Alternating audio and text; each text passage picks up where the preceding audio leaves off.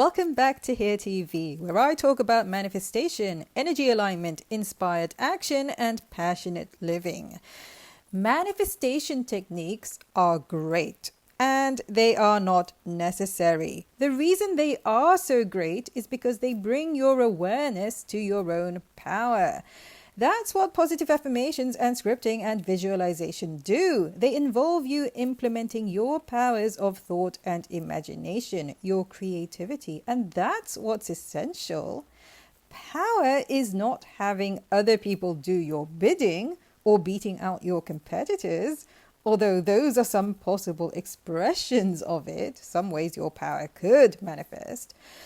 Power is knowing your own freedom and understanding the miracle of your own existence regardless of who you are, because the odds of you even being born to begin with are pretty astronomical.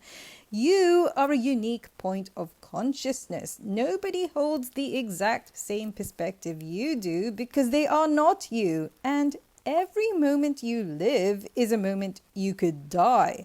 For much of your waking existence, though, that is something you don't worry about because your attention is focused on other things like whatever is on your to-do list for today. That is where your power lies, not in getting the stuff on your to-do list done, but in your ability to focus, which happens to be something you do constantly. At any given moment in time, you are focused on something, even if that something is quote unquote nothing. You were born with the ability to focus, the ability to choose and prefer. You have been aware. You've been online since the day you were born. Being conscious, capable of thought and emotion, isn't something you were taught. Thinking and feeling are innate. You came into this world equipped with that capacity. You are and have always been a manifester. You have been manifesting since the day you were born. Everything you have experienced and are currently experiencing is your manifested reality. The things that have felt fun and the things that have felt not so fun, all of them are your manifestations. The fact that you are experiencing them is how you know you manifested them. To the extent that you deny your own choice to be here as the you that you are, the being that you are, you resist your own power, your own well-being. To the extent that you accept that to be here was and is your choice, you claim your power.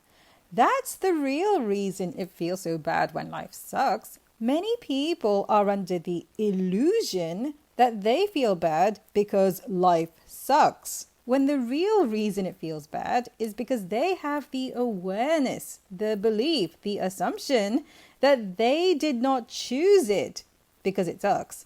They have the belief and the assumption that they would never choose anything that sucks. Why would they? That belief is easily dismantled when you realize that choosing things you don't like is actually not that strange or even unusual. There are any number of reasons why you might choose things you don't like. Boredom, curiosity. If you've ever watched a movie, you understand that by watching it, you accept the possibility of there being some sort of challenge or conflict and even violence that the characters will experience in the course of the storytelling. The vast majority of stories involves some sort of unpleasantness, some sort of drama. Having a poor sense of self-worth is another reason you might choose something knowing you don't like it. People who don't like themselves don't allow themselves to have fun and do things they like. And they expect others to refrain from doing things they like too. Have you ever noticed that? And besides, it's not so much that you choose unwanted things, although sometimes even that is true for the reasons I just described, as it is that you knew coming into this physical experience that you would be exposed to a variety of different things, all of which would inform and expand your understanding of your own preferences. How can you know what you prefer, after all, without knowing what you don't prefer?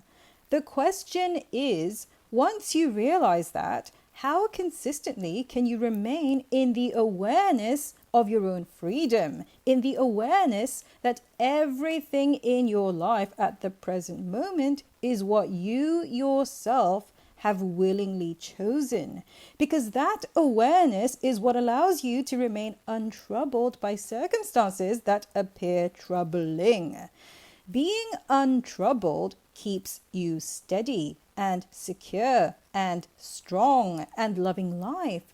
You love and enjoy your life, not because it's particularly awesome in comparison to anyone else's, but because you know you chose it, because you knew coming into it that it would be fun and interesting and meaningful to you from your unique perspective, which no one but you is capable of fully comprehending, of fully appreciating.